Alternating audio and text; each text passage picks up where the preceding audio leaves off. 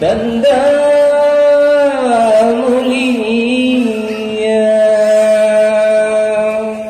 Assalamualaikum hai kamu ucapkan salam Tuhan untuk pemirsa, salam kamu pilih gerakan-gerakan para penggemar seni budaya. Assalamualaikum teman-teman senjamu kesalum kejametuka karena salam Nabi kun sunat cara tamu mana cara mulia.